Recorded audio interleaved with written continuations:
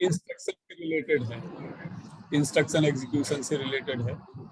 तो ये एक सब टॉपिक है, इसमें design criteria for instruction format हमें डिस्कस करना है। और बातें ना करें, साइलेंट रहें। तो design criteria for instruction format, जो इंस्ट्रक्शन होता है कंप्यूटर में, वो एक इंस्ट्रक्शन कई चीजों को रिप्रेजेंट करता है। पहला तो मतलब एक तरह से कि इंस्ट्रक्शन के हम पार्ट्स, कंपोनेंट्स की बात कर रहे हैं कि इंस्ट्रक्शन सबसे पहले डिनोट करता है ऑपरेशन टू बी परफॉर्म, मतलब ऑपकोड। ठीक है, जो ये सब हम पढ़ते आ रहे हैं इंस्ट्रक्शन के टाइम से, तो इन सब को समझने में कोई प्रॉब्लम नहीं होनी चाहिए। तो मेन जो पार्ट्स होता है इंस्ट्रक्शन का, वो है opcode and operands. Opcode denote करता है कि क्या ऑपरेशन वो इंस्ट्रक्शन परफॉर्म करेगा, और operands part is basically the address part.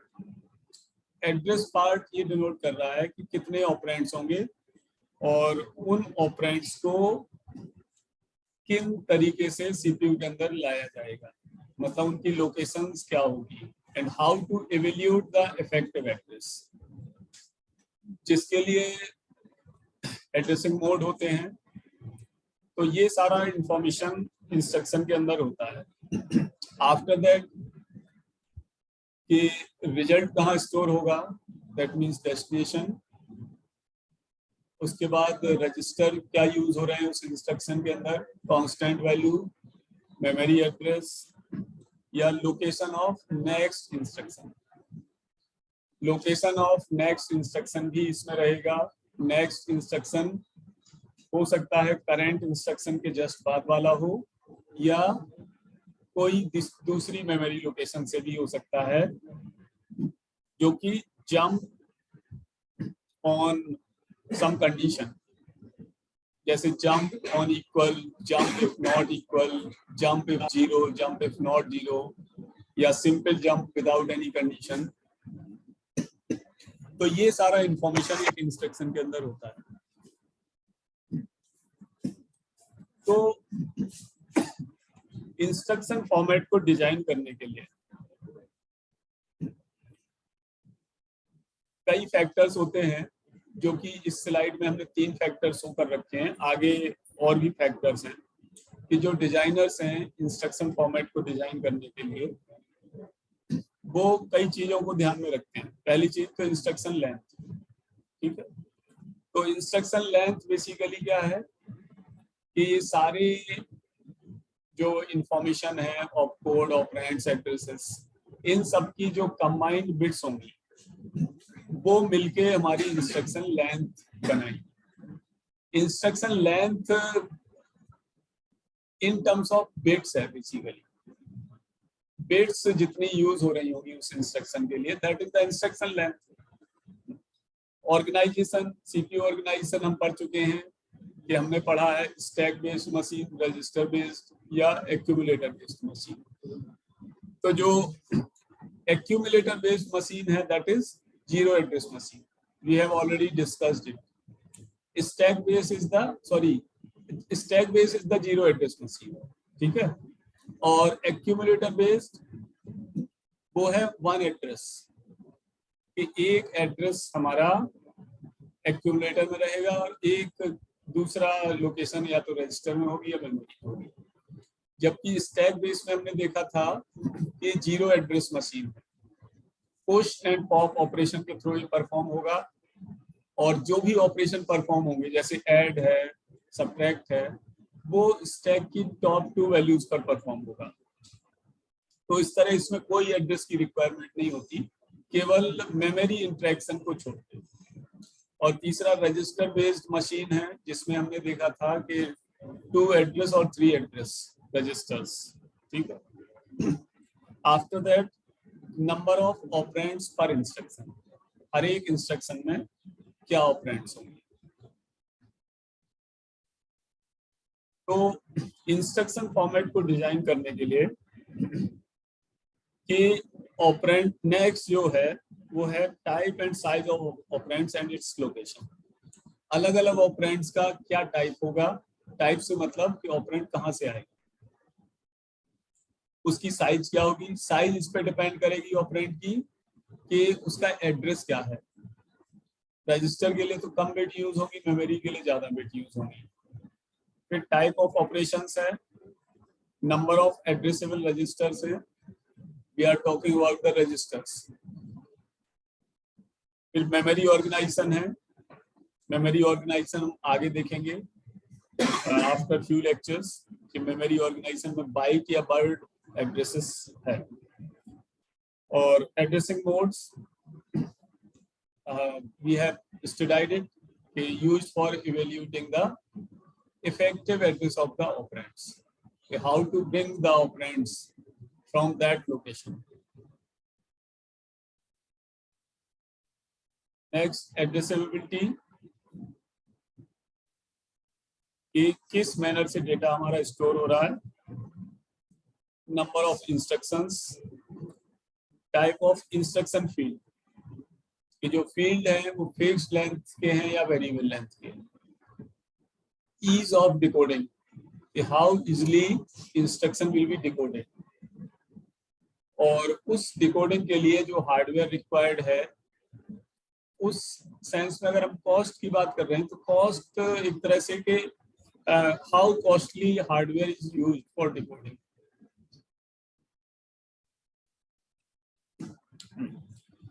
तो इंस्ट्रक्शन फॉर्मेट का जो प्रिंसिपल है वो ये है कि डिजाइनर्स ऑलवेज ट्राई करते हैं कि जो फॉर्मेट है वो कम से कम हो, अलग अलग वैरायटी के इंस्ट्रक्शंस ना हो, और जो पैटर्न हो बिट का वो रेगुलर हो।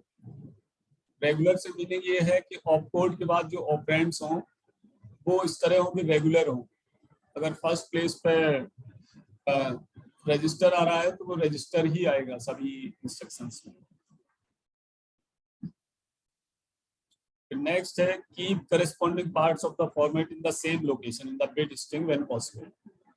इसको हम डिस्कस करेंगे कैश मेमोरी के अंदर कि जो सेम लोकेशन की हम बात कर रहे हैं। तो अगर सेम लोकेशन पर हमें बिट स्ट्रिंग मिलती है तो उसका मतलब ये है कि हार्डवेयर जो इम्प्लीमेंटेशन है, यानी हार्डवेयर इन्वोकेशन है, जो ऑपरेशन के लिए हार्डवेयर ALU के फॉर्म में या कंट्रोल यूनिट के फॉर्म में, वो इजिली अवेलेबल हो जाए इसको।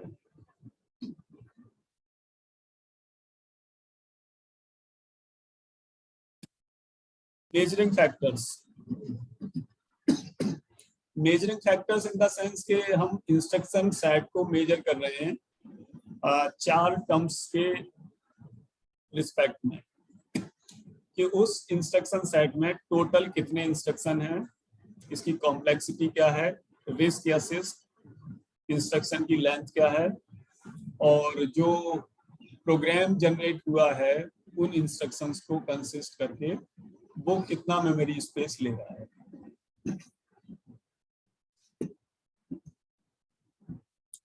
नंबर ऑफ एड्रेस तो हम कई बार इसके बारे में बात कर चुके हैं। CPU के अंदर क्या है कि अलग अलग लेंथ के इंस्ट्रक्शंस होते हैं जिसमें अलग अलग एड्रेस फील्ड्स होते हैं, और जो एड्रेस फील्ड है वो इंटरनल ऑर्गेनाइजेशन पर डिपेंड करते हैं रजिस्टर के।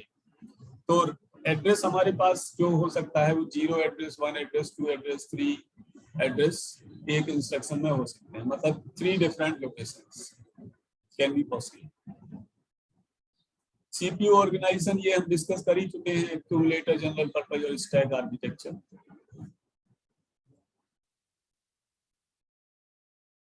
Number of instructions per addresses per instruction, ठीक है। तो 2 पॉसिबिलिटी हो सकती है कि अगर ज्यादा एड्रेस है इंस्ट्रक्शन के अंदर या कम एड्रेस है, तो दोनों अलग अलग केस में क्या क्या हो सकता है। अगर ज्यादा एड्रेस है इंस्ट्रक्शन के अंदर तो ऑब्वियसली कि इंस्ट्रक्शन हमारा कॉम्प्लेक्स होगा। कॉम्प्लेक्स होगा मतलब उसकी कैपेबिलिटी या पावर ज्यादा होगी। Capability to more work will be high. अगर ज्यादा रजिस्टर हैं, मतलब मोर एड्रेस की बात कर रहे हैं, मोर एड्रेस में मेमोरी और रजिस्टर कुछ भी हो सकता है। तो अगर ज्यादा रजिस्टर हैं तो जो रजिस्टर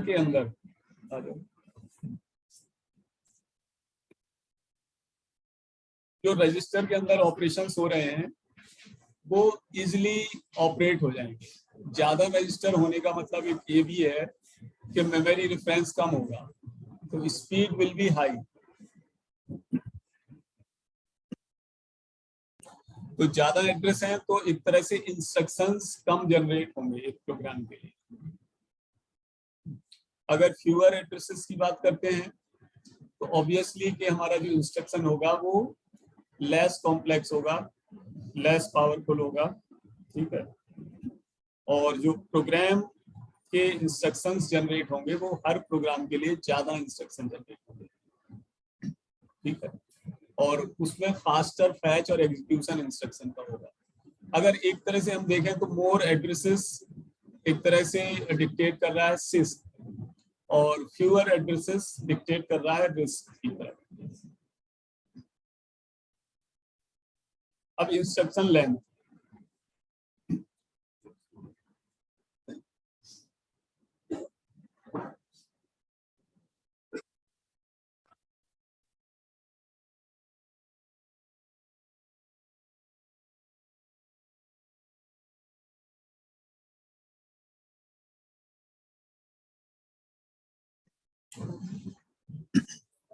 इंस्ट्रक्शन लेंथ।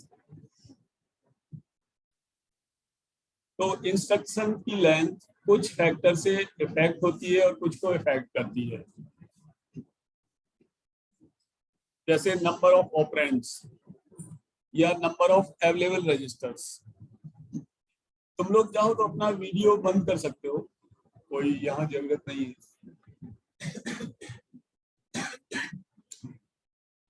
तो नंबर ऑफ ऑपरेंड्स और नंबर ऑफ अवेलेबल रजिस्टर्स, कि जो ऑपरेंड्स हैं और अवेलेबल रजिस्टर्स हैं सीपीयू के अंदर, वो हमारे इंस्ट्रक्शन लेंथ को डायरेक्टली इफेक्ट करते हैं। और बाकी जो फैक्टर हैं इंस्ट्रक्शन लेंथ जो इफेक्ट होती है, इफेक्ट होने का मतलब कि इंस्ट्रक्शन की लेंथ कैसे जनरेट होती है, मतलब कितनी बिट्स इंस्ट्रक्शन के अंदर होंगी, यही चीज तो इंस्ट्रक्शन लेंथ डिनोट करेगी। तो इंस्ट्रक्शन लेंथ जनरेट कैसे होती, बनती कैसे, हाउ इट इज डिसाइडेड। तो ये 5 फैक्टर लिखे हुए हैं कि मेमोरी साइज, मेमोरी की साइज पे ही डिपेंड, एक पहली चीज तो डिपेंड करेगा ना कि अगर जैसे मेमोरी एड्रेस है तो वो कितनी बिट से रिप्रेजेंट होगा, उतनी बिट्स इंस्ट्रक्शन के अंदर आएंगी। दूसरा मेमोरी ऑर्गेनाइजेशन भी इसको डिसाइड करता है। मेमोरी ऑर्गेनाइजेशन हम मेमोरी के अंदर डिस्कस करेंगे।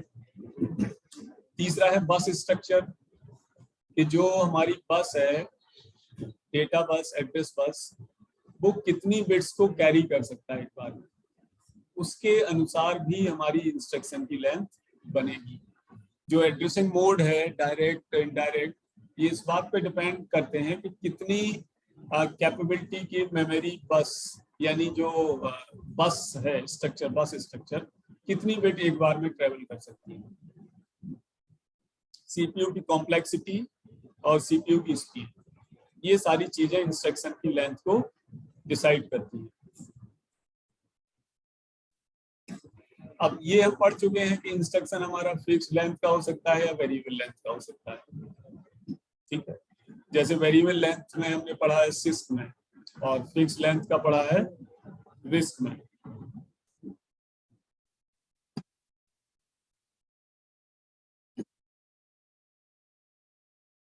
ठीक है, ये तो पॉइंट एक्स्ट्रा लिखे हैं, इनका कोई मतलब नहीं। अब हम क्या है कि एक केस स्टडी ले रहे हैं कि किसी ऐसे सीपीयू की बात कर रहे हैं जिसमें हमारा जो इंस्ट्रक्शन की लेंथ है, यानी इंस्ट्रक्शन फॉर्मेट है, वो 2 बाइट का होगा, ठीक है। और मान के चल रहे हैं कि उसमें रजिस्टर कम है, 8 रजिस्टर है, जैसे 8085 की बात कर रहे हैं बेसिकली हम, ठीक है। तो 8085 जो तुम्हारे सिलेबस में है, तो जिसमें हर एक इंस्ट्रक्शन 2 बाइट का होगा, और रजिस्टर मैक्सिमम 7-8 रजिस्टर्स तक हम एज्यूम कर सकते हैं। तो 16 बिट का इंस्ट्रक्शन बनेगा और कोई भी इंस्ट्रक्शन होगा तो या तो वो मेमोरी रेफरेंस होगा या रजिस्टर रेफरेंस इंस्ट्रक्शन होगा या इनपुट आउटपुट इंस्ट्रक्शन होगा। 3 तरह की वैरायटी होंगी इंस्ट्रक्शन में। ठीक है, तो ये जनरल केस स्टडी है, कोई पर्टिकुलर टाइप के प्रोसेसर के लिए हम लेके चलते हैं। और ये मान रहे हैं यहाँ कि जो ऑपकोड पार्ट है वो 3 बिट्स को कंप्राइज करता है। ठीक है, और जो रिमेनिंग 13 बिट्स हैं उनमें से एक बिट एड्रेसिंग मोड को डिनोट कर रही है कि एड्रेसिंग मोड डायरेक्ट होगा कि इनडायरेक्ट होगा, और बची 12 बिट्स तो वो मेमोरी को डिनोट करेगी। जैसे फॉर एग्जांपल ये है, ठीक है, कि 0 से लेके 11 ये हो गई 12 बिट, तो 12 बिट का मेमोरी एड्रेस बनेगा। और जो लास्ट बिट है बिट नंबर 16, क्योंकि 0 से स्टार्ट किया है हमने तो 15 तक आएगा, तो बिट नंबर 15 यानी 16 लास्ट बिट डिनोट कर रही है कि एड्रेसिंग मोड डायरेक्ट होगा या इनडायरेक्ट होगा। बहुत सिंपल केस ले रहे हैं कि डायरेक्ट इनडायरेक्ट एड्रेसिंग मोड और ऑपकोड में 3 बिट और बाकी मेमोरी एड्रेस। ठीक है, तो मेमोरी, हाँ, मेमोरी रेफरेंस इंस्ट्रक्शंस की बात कर रहे हैं, तो इसका जो स्ट्रक्चर होगा इस तरह होगा, दिख भी रहा है कि मेमोरी एड्रेस 12 बिट का होगा। 12 बिट का होगा तो मतलब मैक्सिमम कितनी मेमोरी ये प्रोसेसर डिनोट कर सकता है, कितनी मेमोरी को एड्रेस कर सकता है?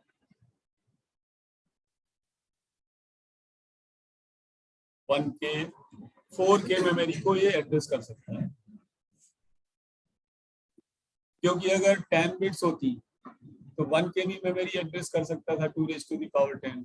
11 बिट्स होंगी तो 2K, और 12 बिट्स हैं तो it can represent up to 4KB of memory. Very small processor, मतलब 8085 के पहले का भी प्रोसेसर।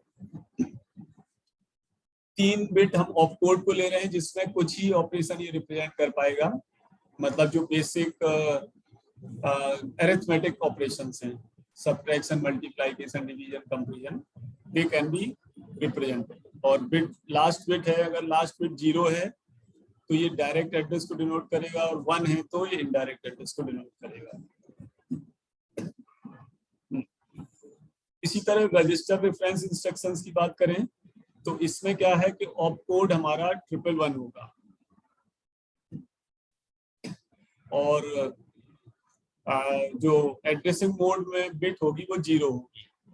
तो कोई भी रजिस्टर रेफरेंस इंस्ट्रक्शन अगर है इस केस स्टडी वाले प्रोसेसर में तो वो 0111 ये ऑपकोड बनेगा, लास्ट 4 बिट होंगी 011। ठीक है,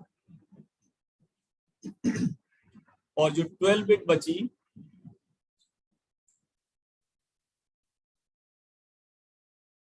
जो बची लास्ट में, तो अगर यहाँ रजिस्टर रेफरेंस इंस्ट्रक्शंस हैं तो मेमोरी के लिए तो कोई बिट यूज होनी नहीं है ऑब्वियसली, तो 12 बिट से ऑपकोड और उनका ऑपरेशन यहाँ से डिसाइड होगा 12 बिट से,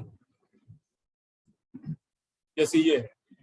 ठीक है, तो अगर रजिस्टर रेफरेंस इंस्ट्रक्शंस हैं तो 12 से लेके 15 तक जो लास्ट 4 बिट हैं ये तो फिक्स हो गई 0111, और 0 से लेके 11 बिट्स ये रजिस्टर ऑपरेशंस को डिनोट करेंगे कि कौन से रजिस्टर में क्या ऑपरेशन होगा।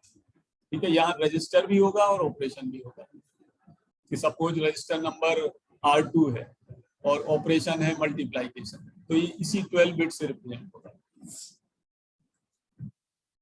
अब रजिस्टर रेफरेंस इंस्ट्रक्शंस में हमारे क्या है कि कुछ ऐसे ऑपरेशन भी हो सकते हैं जिनके लिए हमारा कोई ऑपरेंड अलग से रिक्वायर्ड नहीं है, एसी के अंदर जो कंटेंट्स होंगे उसी में ऑपरेशन परफॉर्म हो जाएगा। जैसे क्लियर ऑपरेशन, तो वो एसी के अंदर ही सारी बिट्स को क्लियर करना है, कॉम्प्लीमेंट करना है तो भी जो बिट है एसी के अंदर उनका अपोजिट लेना है, और इंक्रीमेंट एसी करना है तो लास्ट बिट में 1 से इंक्रीमेंट कर देना है।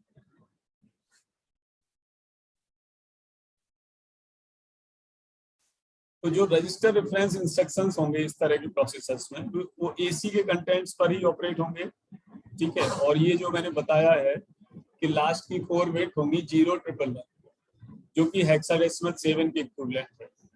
ठीक है। और बाकी जो 12 बिट बची वो 4-4 के कॉम्बिनेशन में 3 अलग हेक्साडेसिमल एड्रेस को रिप्रेजेंट करेंगे। तो जब भी तुम्हारा एड्रेस असेंबली लैंग्वेज में लिखा जाता है इंस्ट्रक्शन, तो एड्रेस हमेशा हेक्साडेसिमल में लिखा जाता है, ऑलवेज रिमेंबर। या बुक में भी लिखा मिलेगा तो वो हेक्साडेसिमल के फॉर्म में ही मिलेगा। और चौथा है, मतलब तीसरा, वो है इनपुट आउटपुट रेफरेंस इंस्ट्रक्शंस। तो जो इनपुट आउटपुट रेफरेंस इंस्ट्रक्शंस होंगे, तो इसमें मेमोरी के रेफरेंस की जरूरत नहीं पड़ेगी। इनका ऑपकोड 111 होगा और लेफ्ट मोस्ट बिट जो होगी इंस्ट्रक्शन की वो 1 होगी। तो एक तरह से इसमें जो भी इनपुट आउटपुट रेफरेंस इंस्ट्रक्शंस हैं, उसमें लास्ट 4 बिट होगी 1111 हेक्साडेसिमल F। तो इस तरह का स्ट्रक्चर बनेगा इनपुट आउटपुट रेफरेंस इंस्ट्रक्शंस में। ठीक है। 12 से 15 तक 4 बिट होंगी 11 फिक्स, और जो 12 बिट्स हैं उनमें इनपुट आउटपुट ऑपरेशन डिक्टेट होगा।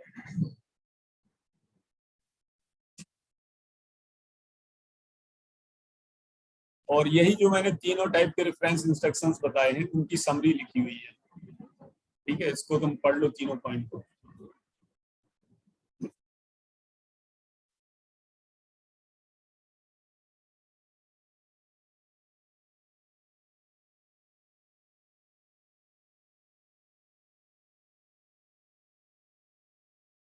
पहली चीज तो कि लास्ट की जो 4 बिट है वो चारों 1 है, तो वो input output IO instructions denote कर रहा है। और जो 3 बिट हैं 12, 13, 14 लगभग। ठीक है। अगर ये 111 नहीं है तो ये मेमोरी रेफरेंस इंस्ट्रक्शंस होगा। और जो बिट नंबर 15 है वो एड्रेसिंग मोड की तरह काउंट होगी, 0 या 1। 0 डायरेक्ट के लिए, 1 इनडायरेक्ट के लिए। तो by this we have completed this discussion. Now we have completed simultaneously the CPU architecture as well as its components, instructions, instruction format, CPU cycle,